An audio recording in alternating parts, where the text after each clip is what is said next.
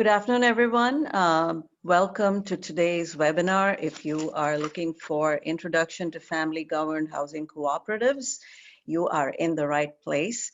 My name is Radhika Pillai. I am working with MFOFC to develop this webinar series, and I will facilitate this webinar. I'm happy to see the few of you who have made time for us today. I know we have a lot going on around us and are probably preoccupied. So I really am grateful that you made time for us for this hour today. So just real quickly, a few items. I have muted you guys upon entering. If you find that you're not muted, please, I ask respectfully that you mute yourselves because it will minimize background noise. And when we start talking, with the guest, we will not get distracted by the background noise. So I request that you mute yourselves. The other thing is, if you have connectivity issues down the road, I suggest you kind of log off and log off Zoom and get back in. Sometimes that helps. And then the other thing is, earphones also I've noticed would help. Just follow the registration directions if you can. And then the other thing is we are planning about 30 to 40 minutes of conversation with Michael on this topic. And then we are planning to take about, questions for about 10 to 20 minutes from you guys if you have any. If you find that you have questions come up while we are having the conversation during the webinar, I ask that you write or type the question into the chat box, which should be at the bottom of your Zoom window. So you will locate that chat box and you can feel free to type your question and I'll make sure we address it when we have time. We are recording this webinar, so if you are not able to attend, for those who cannot attend, we'll be able to send the recording along with some of the attachments that Michael will provide. And then, so before we get started on the webinar itself, I want to kind of, and introducing Michael, actually, before that, I want to point to a couple of upcoming webinars. We have one on April 8th. It is actually going to be, if you will, like an extension of this webinar where you will get to see a look at a family governance model called Diohako, which is a community in Canada, and it's been in existence for over 25 years. So our guest speaker, Janet Cleese, was part of that making that model happen and its creation. So she will be our guest next month. So I highly recommend joining us for that. On May 13th, we have a webinar on person-centered planning, challenges, rewards, and creating a plan that evolves over time. Our guest speaker will be Susan Yuan. She actually has a 46-year-old son with Angelman syndrome, and she is also an active practitioner and professional in the field and is working with the University of Vermont. And she will talk about their family's journey and how the support for her son has helped him and his life and the person-centered planning for his life. So we have those two webinars coming up. Highly recommend joining us and setting aside time for that. If you're not connected with MFOFC already, I recommend checking out our website at mfofc.org, where you can sign up for the newsletter updates. And also we are on social media on Facebook and Twitter. We also have a YouTube channel and we are also on Instagram.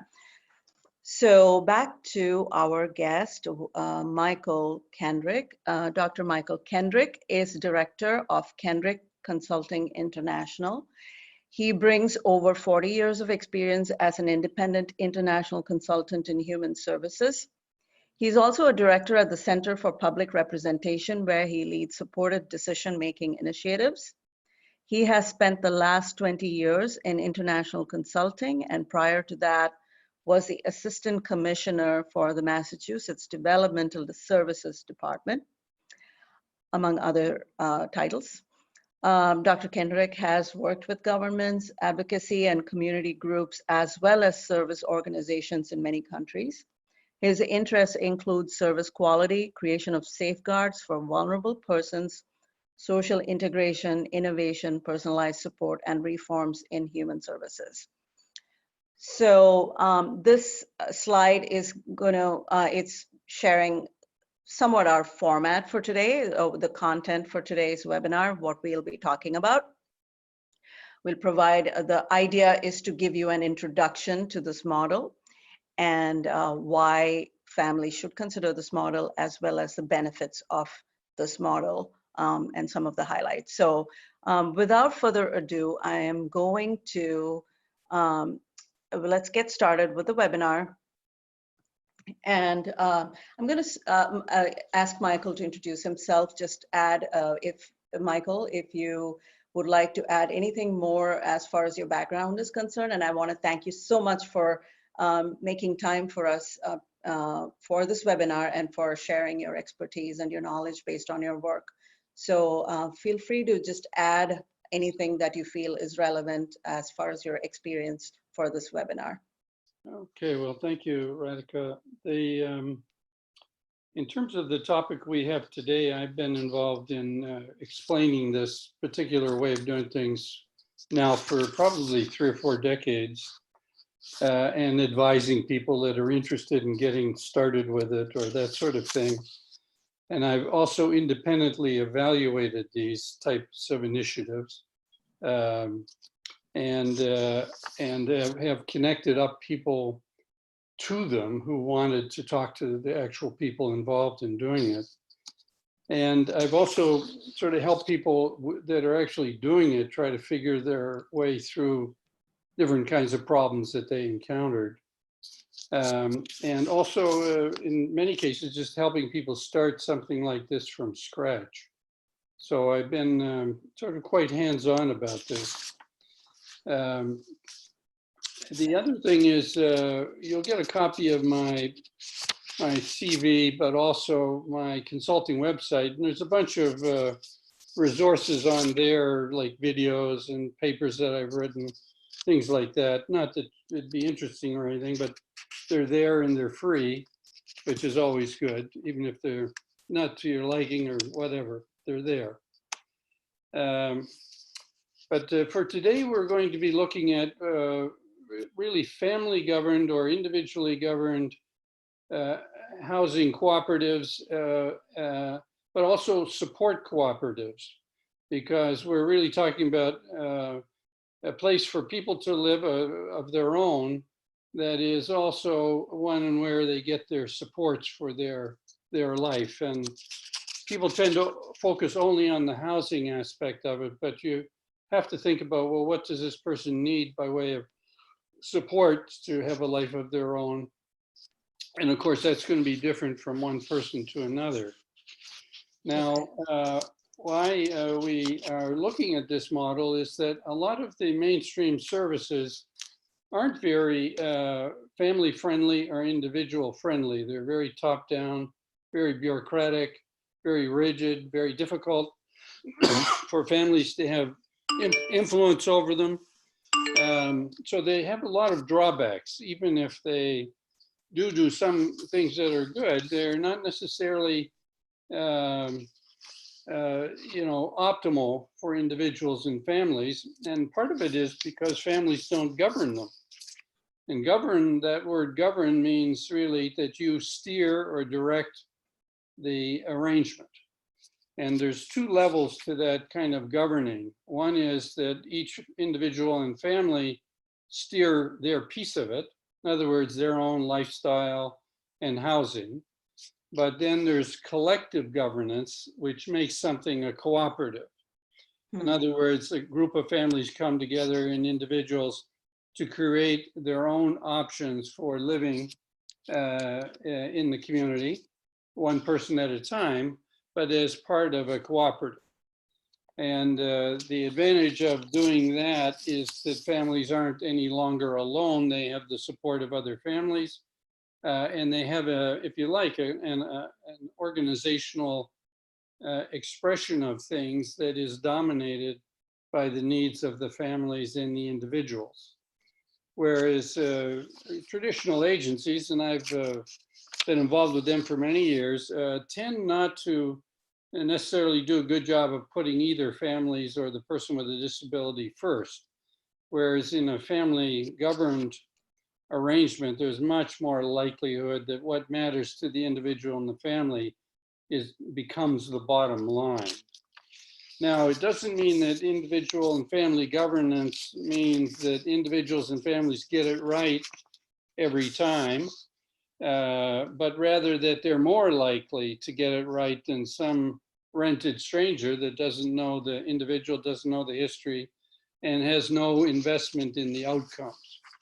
So even though family governed efforts might have some limitations, they nonetheless have better odds at getting the outcomes that families are most comfortable with, and that the individuals, one person at a time with different disabilities, can get by way of a life for themselves. Now, the individuals that are supported in these cooperatives don't have to be identical to each other. They can have quite different needs because each person gets a different individual arrangement by design. And so when you say they're person-centered, it means that each family creates the arrangement that works best for them and their family member. And that can, of course, change over time as needs change. But families are really very much in the position of having the final say on things in the sense of, overseeing what they get. But families aren't necessarily administering the service. They are overseeing it. And that's a distinction between people that are hired to administer something on behalf of the families versus somebody that is like a family that's running something themselves. However, it's almost impossible for families not to want to run things themselves. It's not in people's nature to not want to have the final say on things. And so in that sense, there's a very strong investment by families in the detail of what's happening with their family member, whether the supports are good enough, what would be better, for instance, that sort of kind of question. So families are typically quite invested, and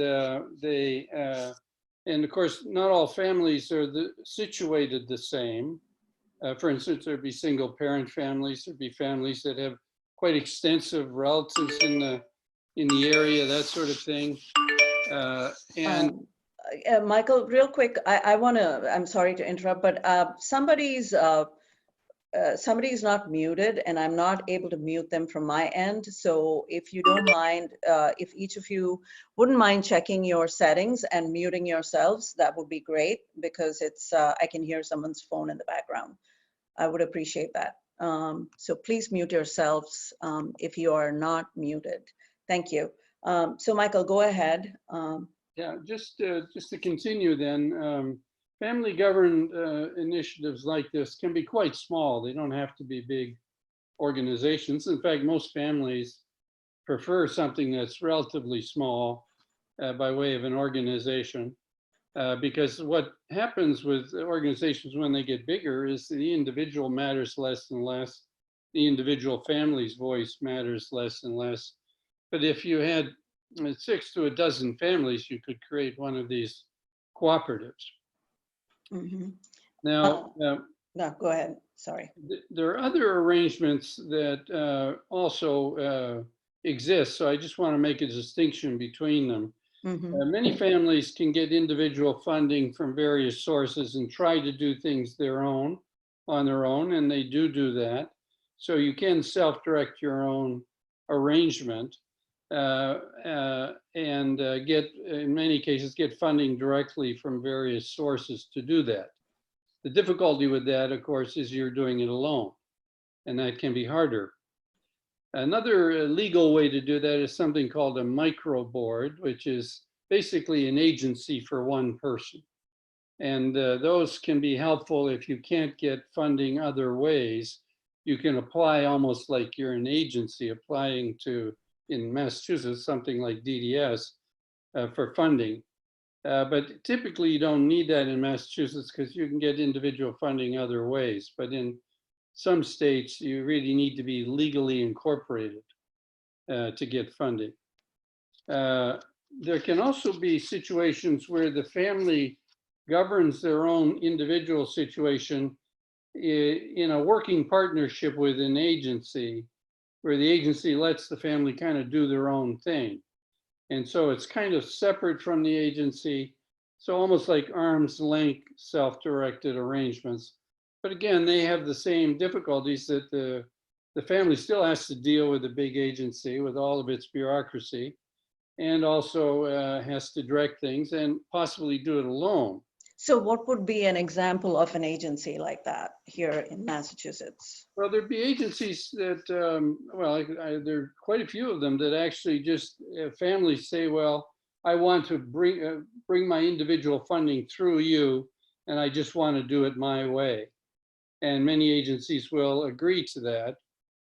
And typically smaller agencies that are family friendly often do give families a fair amount of latitude in that sense. But again, families still have to do their own thing. And that, that may leave them feeling a bit isolated, even if the agency's supportive.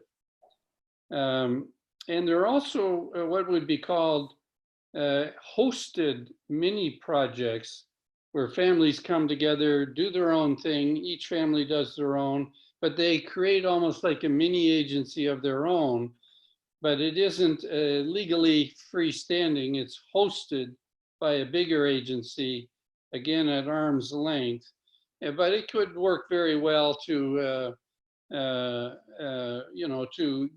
create those kind of opportunities for families to do something collectively, but also for each family to do their own thing. And at one point, I helped create one of those in Massachusetts for families around their family support monies, and essentially a family support cooperative. But it wasn't legally incorporated. It just used another agency as a pass-through for the money. And again, that option can work if there's a good partnership between the agency and a group of families. Can you tell us a little bit more about that? Because it is Massachusetts specific, about what it looked like and the process. Well, essentially, the simple part of it is that the funding for the families goes directly to an agency. The agency then allows the families to create their own governing group for the project. Each family does their own thing, but they steer the project sort of under the umbrella of the agency, but each family does its own thing. So the agency is like an ARC or a DDS? Well, some kind of agency that the families trust enough to do that. Okay. And that would depend often on the types of people that are in charge of the agency, and also the board of the agency. Does it have good representation from families? The difficulty with those arrangements is they can be a little complicated because you have to set up a partnership agreement. And many families wouldn't know where to start with doing that. Right. Once you have some advice on it, it's a little bit easier, but it can be complicated.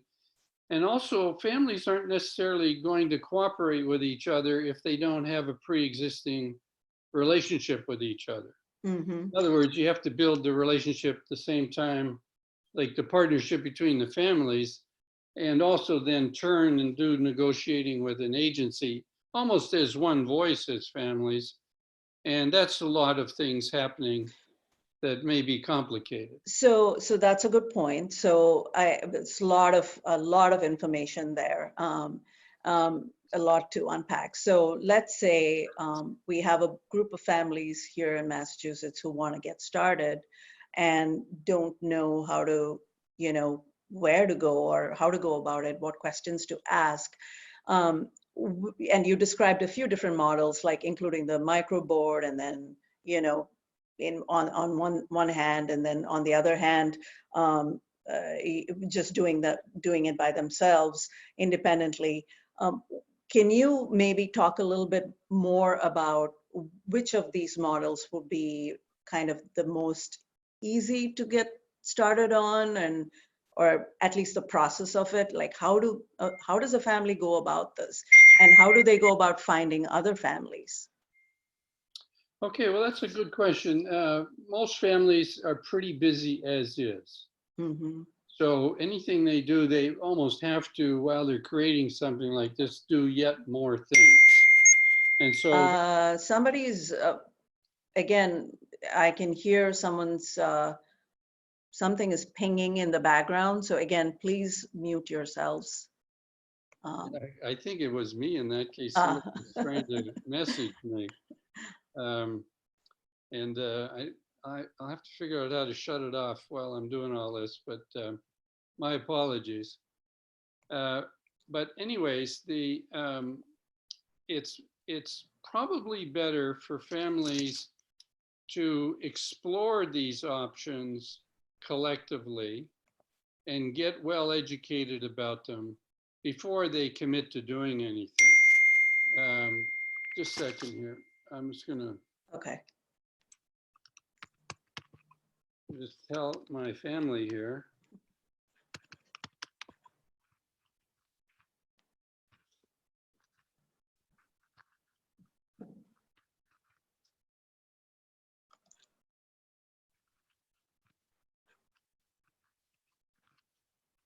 Okay, well, that's the first time that ever has happened to me. Anyways, just to carry on, if a small group of families already have some trust with each other, then they don't need to be a large group. You can start with 3 or 4 families and then just add families as you want. The bigger the group of families in the beginning, the more unwieldy it is. And also it's better to build the vision with a small group and then gradually add other people if you want more people. Um, So let's say you found about you're saying about 3 to 5 families maybe, right? mhm. To get started. So let's say they found their, you know, like the group of 3 to 5 families, let's say 3 families. What would then be the next logical step in the process? Well, I think a very logical step would be, of course, to get educated about the different options. And And to that get, would be looking at like resources like your well, website. it could be looking at resources, but probably talking to somebody like me who knows enough about it to answer the questions. Okay. At a certain point, then you're ready to read things or dig deeper. And then further, you can begin to talk to families that are involved in these. And these days, you can do that remotely using Zoom or whatever, so that you can have as many conversations with these families that are doing it somewhere. And some of these, by the way, some of these standalone family governed mini agencies have been around for 30 or 40 years. So they have a long story to tell. And many of the families were younger when they started. And, you know, now you might be talking to some of the families that are in their 70s or even older, but when they started, they were much younger. So you have that whole look at things across the lifespan. And you are having that opportunity coming up in a couple of weeks' time in the next month, because you're going to talk to the Deo Hago Yes. project in Canada, in Southern Ontario. And the advantage of them is they've actually been around for many decades. They've published books about themselves. And so they have a lot of detail to share. But one thing that they can share that I think is very interesting for families is what happens when I get too old as a parent to be as involved in something like this, or what happens if I pass away? Does it continue? And how does that work? And the nice thing about the Deo Hago model is they went through this. Some of the parents that started it have passed, and there's a whole new group of parents that have joined in recent years. And so they're really in the position of a handoff from the original generation to another generation. And I think at some point for older parents, they're worried about that question. Like, I'm happy to do what I can while I'm here, but when I'm gone, how do we take care of my role as a parent, and what are some of the options that I can kind of get in place before I were to pass on. So that's, of course, that's what you'd expect, to have to do that, because you have to make some provision for the future. So you would you would get information, you would gather, the research piece of that process. And then what happens? Are there legal considerations and other considerations that they need to be aware of when creating that? Yeah, well, if you opt to do the mini agency, then you basically create an incorporated body. And that oversees the housing part of it and the supports. One individual at a time. However, the housing arrangements may be different from one family to another, because their starting point might be quite different. For instance, the individual with a disability, for instance, in some cases might prefer to live alone and not have a housemate. In other cases, they might prefer a housemate. In other cases, they may want to be in a particular kind of living arrangement. For instance, they may have a roommate in mind that they want to live with. So these are lifestyle decisions of the individual and the family as to how they want to do these things. So what I'm hearing is one person may not. So you're not necessarily talking about one structure, physical structure in which these different individuals get to live. Yes, it could be different places. Excuse me, different structures in different geographic locations. Yeah, the housing arrangements can be quite different according to the individual, and they can change over the years because circumstances have changed or needs have changed. The thing, when you start with a building or some kind of thing, then you've locked yourself into that, even when it's no longer working for you. So this is why, sort of purchasing a home, it presumes, that you're going to be living there forever, when in fact that may not be the case. Some people do, but other people, their circumstances in life change and they need a different kind of living arrangement or whatever. So with the family cooperatives, you can more or less figure out what you need now and looking forward as best you can. In some cases, people are fine with just renting. In other cases, the family has enough money perhaps to afford to purchase something by way of housing, and they might start with that. So again, the families aren't all starting from the same position. And so you could still have a cooperative of families coming together, but doing it somewhat differently from one family to another. And also, even though we're doing this presentation in English, there would be families that might prefer to be doing it with other families that speak their language and come from their culture. And so you could do it that way as well. And that wouldn't necessarily be true for all families, because many families are bicultural and speak several languages, but there would be families in Massachusetts for whom they would rather do something that's more culturally and linguistically friendly for them. So again, that's another version of how it might look. Also, remember the ages too. Right. Housing can apply for people who aren't necessarily adults as well. For instance, there may be times when housing arrangements are created for somebody who's an adolescent or even younger because the family for a period of time can't manage both in adolescence or older for one reason or another. Mm-hmm. So in fact, the housing arrangements could change because of the family's needs Mm-hmm. or the individual's needs. Mm-hmm.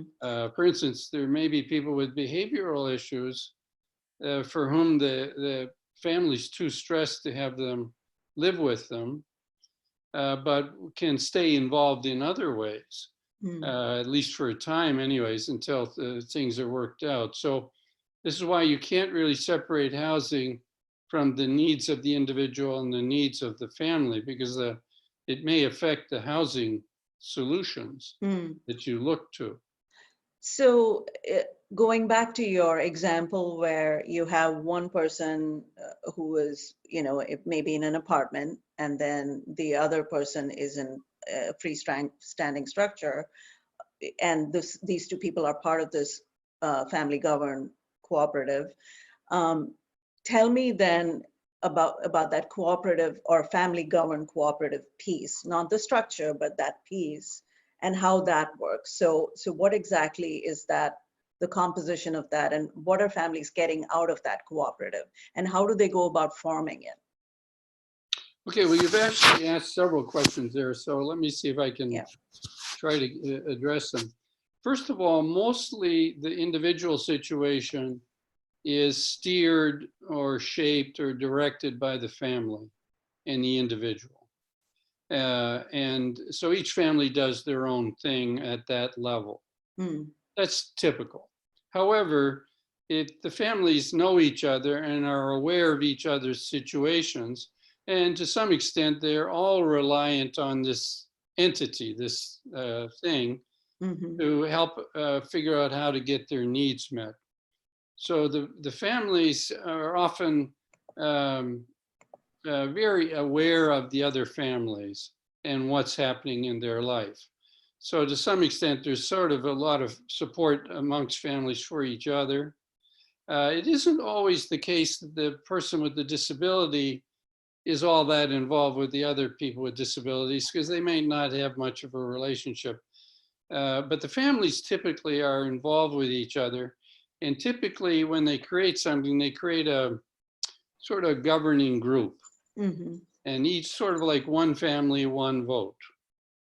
And they steer the cooperative that way. They have basically like a board where each family sits on the board, and they, all things that are in common get decided by the board. But the individual funding, for instance, might be decided by the funder and the family. It's just going to be channeled through the cooperative once the family gets it, if they've applied for it and can get it. So the board governs or oversees the initiative, and the board, when it starts out, hasn't really governed anything. So it has to create something it didn't create before. So that can be, you can think about the early period of creating something before you're actually operating it. And so a lot of thinking goes into that, particularly around issues of values, principles, vision, the things that matter to the families, around what will ultimately be the quality of life outcomes for the family member with a disability. And families that aren't on the same page or have a different vision might drop out because they don't feel the other families are on the same page with them. So that's less likely to happen over the years because they've kind of worked out their differences one way or the other. But in the beginning, a big question for families is, do I want to join this other group of families? And are they on the same page with me? And that requires the kind of building up of a common viewpoint on enough things that the families figure, well, I can work with this group of people. And that doesn't mean that you have to agree with everybody on everything, In fact, you know, it's beyond usual if everybody did, at least where I come from. Even in marriages, people aren't on the same page. So why a group of families suddenly have to be 100% in agreement, I don't know. But there would be tensions depending on a different view of what they want from something like this. So that has to be worked out in advance. And but at a certain point, you feel ready to proceed, and it may start with you know, just a handful of families, and just add more when they're ready. Mm. Um, and one of the difficulties is if everybody's an adult that's being supported, then the adult service, you know, the service funder, you can go to the same funder and work with your area office or something like that, like with a DDS. But families don't always get funding at the same time, Hmm. you True. know, and that can hold back a family because they may have applied for it, but they weren't a priority that year. But they could still be part of the cooperative, and in the hope that one day they'll get some funding to get something up and running for their own situation. And also the funders actually, you take a funder for adults like DDS, they actually support self-direction by individuals and families, or at least officially do. Hmm. So in that way, what you're proposing is just simply a family-friendly service provider, and that the families are wanting to direct their funds through something like that, rather than a top-down big corporate agency. They just may feel, you know, this is much better for us as families than, you know, being sort of almost hostage to a big bureaucracy. Hmm. Very few families I've ever worked with say, oh, I'd really like to be part of a big complicated bureaucracy where the left hand and the right hand don't talk to each other. But you can minimize a lot of the effects of that by having a cooperative where, as a day-to-day matter, you make most of the decisions. So, s- so you know, you had mentioned that the model helps individuals with disabilities in designing their own arrangements. Can you kind of go a little bit more detail into that aspect? Sure. Well, individuals with disabilities, like everybody else, are at a particular moment in their life, and their needs are going to be reflective of that moment. And of course, they're built differently from each other. There may be different ages. For instance, you could have a family member that was 19 and another one that's 38, and have had quite different lives. Hmm. Yet they still could be part of a cooperative like this. It's just that their starting points and needs are different from each other. And their disability may be different from each other. And their vision for themselves may be different. So for the family, it means that you're negotiating with your own son or daughter, and you're trying to figure out a way to get that done in the cooperative, Hmm. so that you can pursue what, you know, would work best for your son or daughter. And this is the problem with families that, for instance, create a cooperative and then create a group home. You've got a group of people that are living together that don't necessarily get along with each other. And that's because the families put them in the wrong model. They put them as if, you know, they're the same person almost, when with individual lifestyles and supports, each family can do their own thing. Each person with a disability can do it to some extent. There's always constraints on that, but to some extent that's more likely to happen. And I have been involved with families that are very strict about this. They think everything should be done one person at a time, and they've been able to do that for decades. So it's not unrealistic. They've been able to do that. And in some instances, of course, the needs have changed over the years.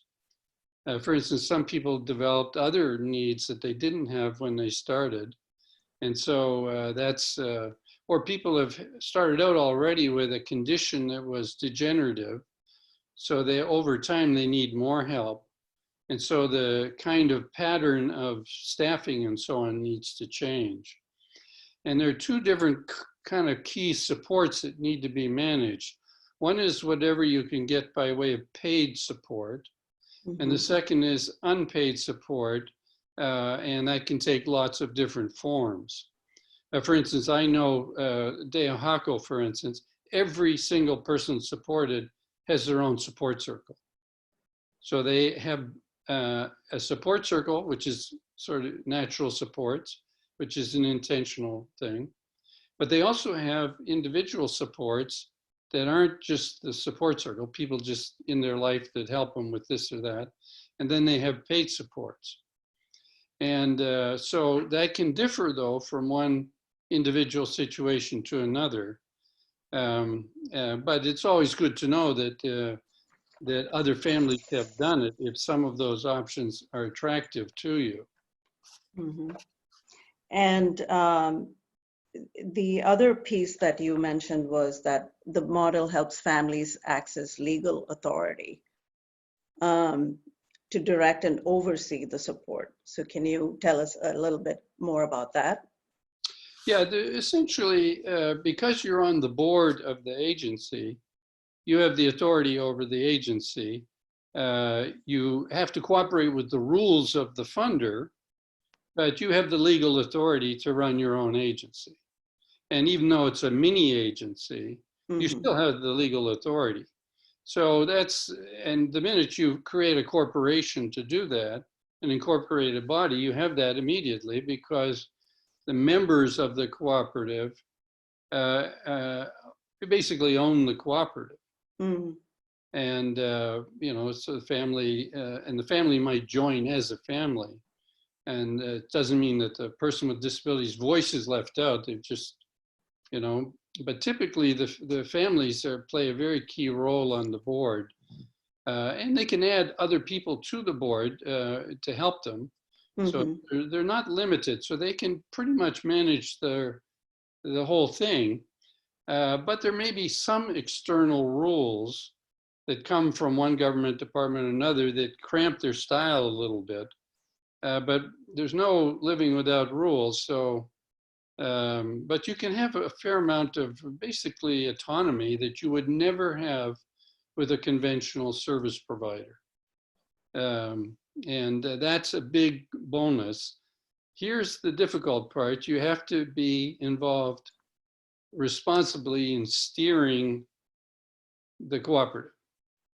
That's the, with an agency, you can just sit there and complain till the cows come home that they're useless, they don't do a good job and whatnot, but you have no influence on. You can advocate from the outside, but you don't have say-so.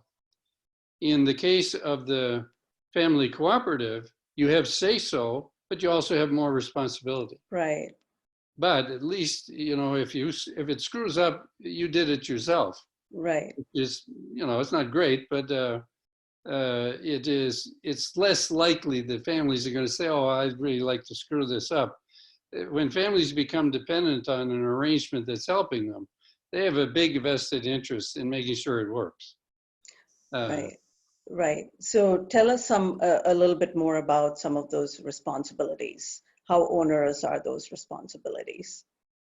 Well, there is a need for families to hire, fire, and supervise staff. Because each family, if you like, supervises the staff they have for their family member. And they may be separate from what other families are doing. Now, they can get help because typically a cooperative eventually will have its own coordinator who acts as almost like the director that's supervised by the families to kind of handle the day-to-day administration. And families can share some of the supervision of staff with that, a coordinator or director or whatever. But families basically still have to supervise staff and don't want somebody else to do it. They actually have a big investment in that kind of outcome. So the hiring of the right people supervising them is a big deal for families because it has a big impact on quality and on outcomes. And collectively for the families, you can join resources to train staff, to mentor staff, things like that, because many families, of course, have a common interest with the other families in that there be some staff training. And if you're a new joining member, you've got all those families to mentor you, which is also very helpful. You can basically kind of just talk to people that got more experience than you do. And so there is internal staffing with these, depending how big they are. It may be bigger, amount of staff around. Since individuals are funded individually, some people may get more hours than other people because that's all the funder will give that family, because their needs are assessed differently by the funder. But they're still a member of the cooperative and still share many common resources in the cooperative. For instance, whatever the administrative arrangements are shared by the families. So a lot of the reporting and paperwork stuff, the staff can help the families do it, that sort of thing. So it just means less workload for families, but families are still responsible for it because they're on the board typically. Though in some cases, the person with disability can be also on the board, but not, in my experience, there's less interest by many people with disabilities with being on the board. But families have no choice. They have to kind of be on the board. But the good thing about it is that they can also draw other family members to help them with that. So it wouldn't necessarily always be the parent. Often you'll find a sister, brother, or somebody else in the extended family that helps out with some of this, because it's a family by family decision. But the parents typically have to hold that together and prefer to, actually.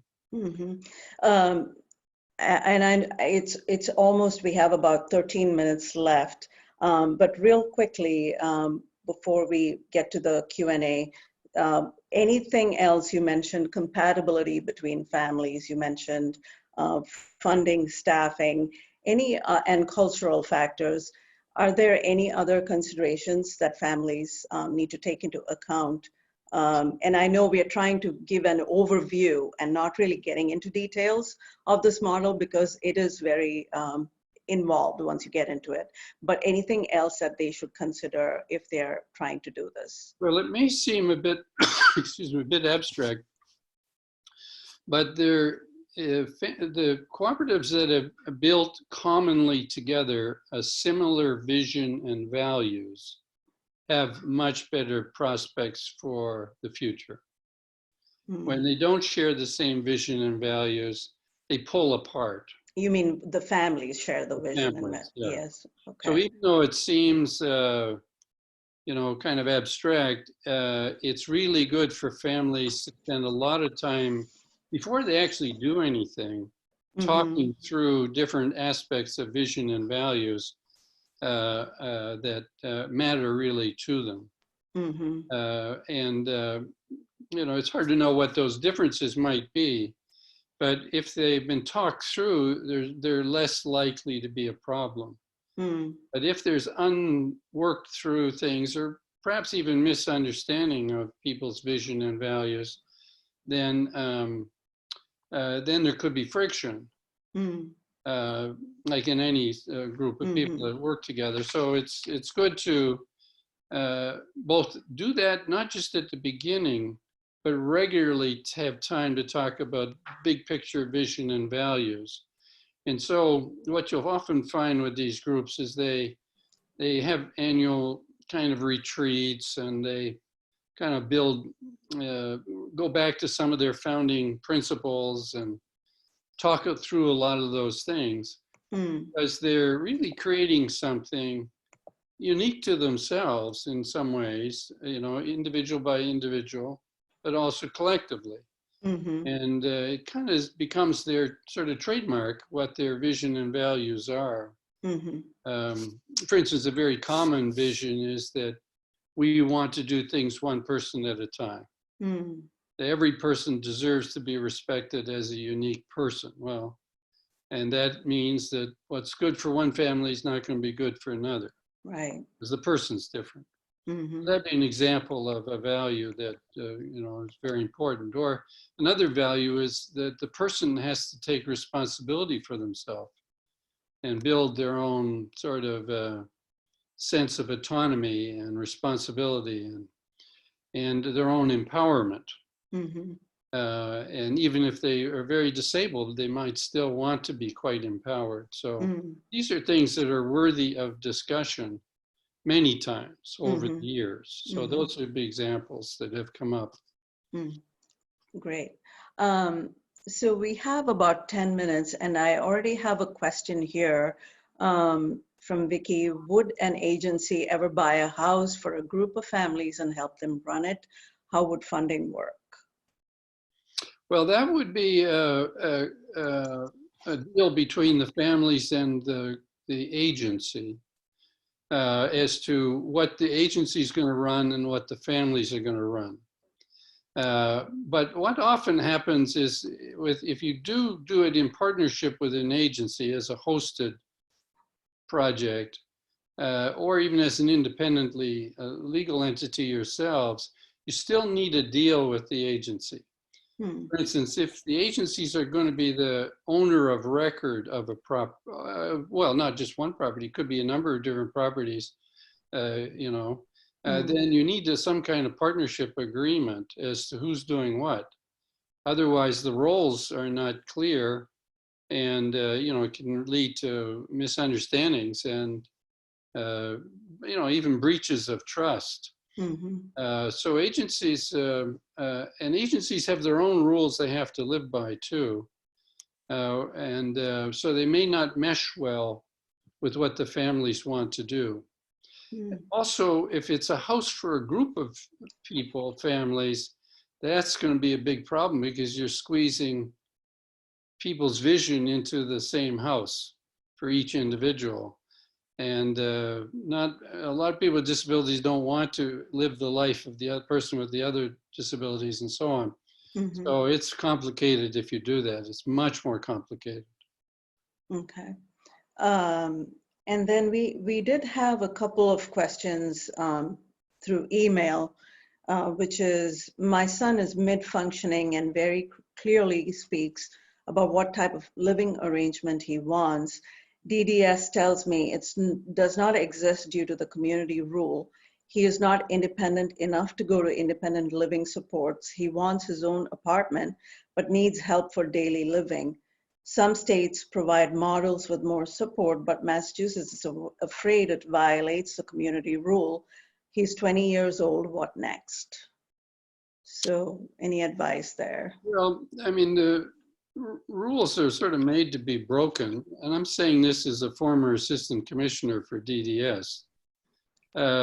You go from one part of the state to the other, you'll get often totally different interpretations of the rules. So first and foremost, you should never stop with the idea that this can't be done. The assumption should be that we can figure out a way to do it. And families left, right, and center in Massachusetts have been doing that for decades. So I just wouldn't give a low-level DDS bureaucrat the final word on any of this. And so this is where advocating for something is worth it, because they do change their mind, they do make concessions, they do reinterpret rules, and they are often wrong about the individual in the first place.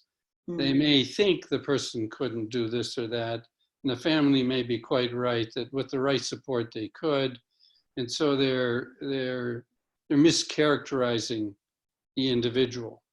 So this is really an advocacy question, because rules don't explain themselves. Rules are always interpreted. And so you have the right to interpret the rule in your favor. And whoever you might be, I'm not speaking just to Radica here, but and I don't know how many times I've advocated with families up against bureaucracies where they've caved in. And they will tell you the rules won't let me do it. Then you go over their head. Hmm. You know, in other words, a scaredy cat bureaucrat won't stick their neck out. Another one will.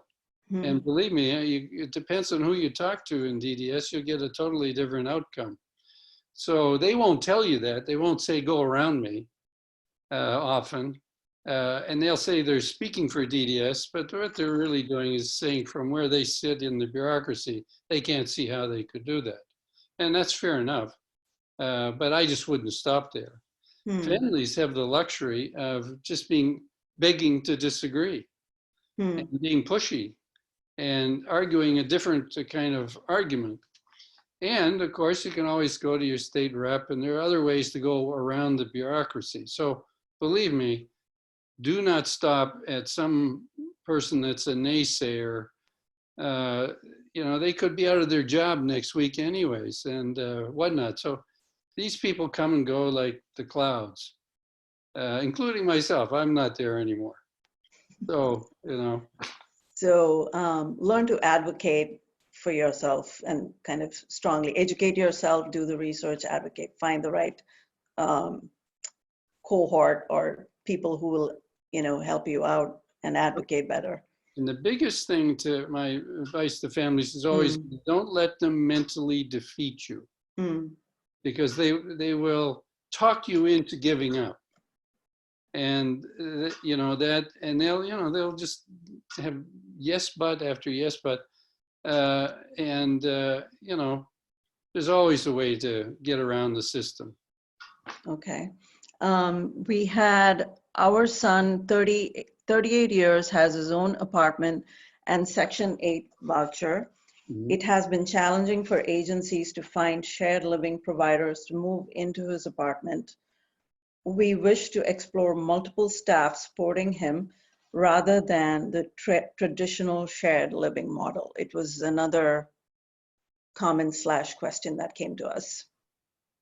Yeah, it's yeah, the reason they're doing the shared living is a lot of it's driven by money concerns. And you have to look at all these concerns together. And the big issue is really the staffing at night, particularly.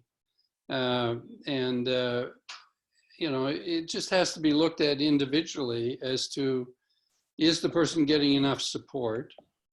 Because even when staff are present, if the staff are lousy, you'll have staffing, but they're not doing you much good. Right. And you're spending a lot of money. So I think there's a lot of things that go into figuring out what could be done. But I appreciate the frustration, because the you know, the shared living model, as they call it, has been driven from the outset as a way of driving down the costs for the funder. And it's been very helpful for a lot of people, but it isn't the only remedy. You know, there's lots of ways to tweak it. But again, I have great sympathy for both the funder and the family, because the funder would like, in many cases, to be able to have more funds available for families, and don't, you know, they don't have an unlimited budget. So it may come down at times to various trade-offs that both sides make to try to keep the person as much as possible in a good situation. Would it be, would the family governed cooperative model be, can we utilize that model to kind of help in the situation? It could be, because you've got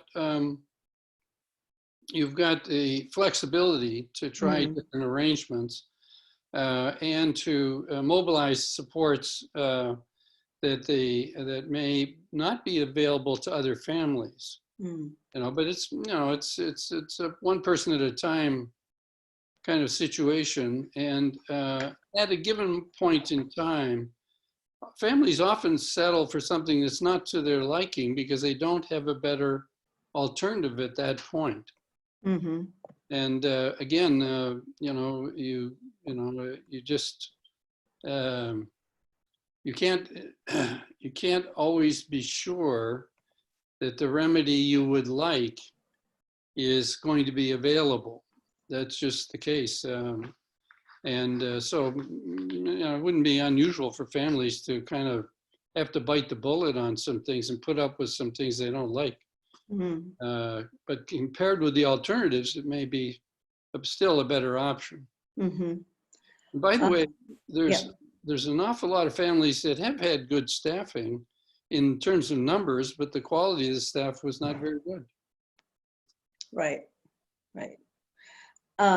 Expensive disappointment as opposed to cheaper disappointment. Right, and especially these days, we have trouble finding support. Period. Really. Okay, so that brings us to the end of the hour. A good overview: will MFOFC offer additional webinars on this topic? So that's just a question on the chat box that Diane has just input. We have a webinar coming up next month that'll shed more information about this kind of a family governance model, and that's on April 8th. And I urge you guys to, if you sign up for our newsletter, you'll get information on, on upcoming webinars. So that's an example.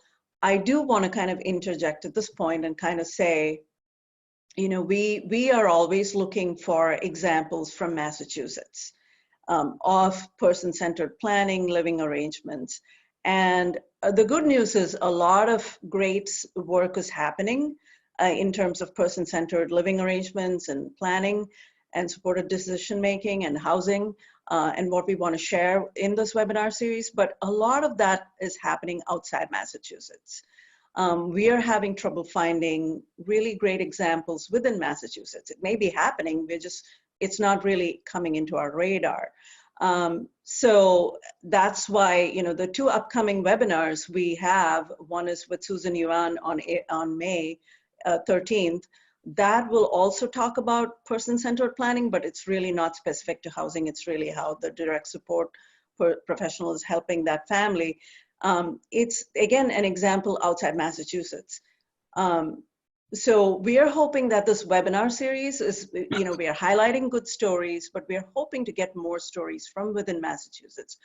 And I think the bottom line is it's up to us, MFOFC, and families, given the dearth of these stories, to actually create our own stories and to start taking action. So the webinars is a starting point, but at the end of the day, we can empower you guys with the information and kind of share, highlight stories from elsewhere. But we are kind of still just beginning the process of actually creating concrete examples of these person-centered living arrangements here in Massachusetts. Well, I just want to highlight the Canadian examples because they've lasted for 30 or 40 years in many cases. So they're kind of tried and tested. And some of the links I've sent you, the early ones are some of the ones from Manitoba and Ontario. And of course, you've got the one coming up, Dehago. And the good news about them is they've lasted a long time. So they've stood the test of time and they have great outcomes. But there are many in other countries as well, including the US. So they're often relatively small, so you may never hear of them. But of course, I'm interested in, so I'm always looking for examples like that. So yes, and we appreciate, Michael, you connecting us with Dehago. So I'm looking forward to that conversation. I think that's going to be a very interesting conversation for people who are interested in exploring this model of family-governed housing cooperatives. Vicky's asking, can MFOFC help families interested in developing housing models connect with each other, which is a great question. And I'm glad you're asking that question, Vicky, because this is one of those We are hearing that in the form of feedback from families who are, as a result of this webinar series. So definitely use that. I've inserted the link of, the webinar survey. So give us your feedback on this webinar. I know it was a quick overview. There's a lot of involved, details that we can only shed light on once we start engaging in this process. So this was just really an overview webinar, but we appreciate you guys taking a few minutes to complete that post-webinar survey and include any specific feedback and also requests such as, can we connect with other families? So Vicky, to answer your question, we're just beginning that process and we are kind of collecting information from families. We are not there yet in terms of the process of actually connecting families, but we are starting that process with this webinar series. So we will be in touch. Take the post-webinar survey. The link is there in the chat box. Take that survey, provide us the feedback, indicate additional needs, like what exactly you would like to get out of this, how we can help you. And then I guess once we get enough families interested, we can maybe take it to the next step, which is connecting families. We would love to see that happen. So stay tuned and keep giving us feedback. Yes, Michael. Families that are on the call should know that they can contact me anytime. Yes. And I'm going to actually find Michael's website and put that in the chat box as well. So you guys can reach out to him. I know you have a form there on your website through which they can contact you. So I've just inserted that into the chat box, as well as kendrickconsulting.org, in case you want to continue this conversation with Michael. But definitely MFOFC wants to hear from you. And, we are, again, starting this work in Massachusetts and kind of just keep that dialogue open by reaching out to us and taking the webinar survey. I want to thank you, Michael, for your time again. Truly appreciate it. And, for everything that you're doing. And we hope to see you all at the next webinar, which is April 8th. And do connect with MFOFC through the website. It's mfofc.org. And on social media, and we will keep the conversation going. And most importantly, I hope you all stay healthy and calm through this stuff going on around us. So thanks again, Michael, and thank you all for making time today. I appreciate it. And thank you, MFOFC, for making this happen. Thank you. Have a great day, everyone. Bye-bye. Thanks, Michael.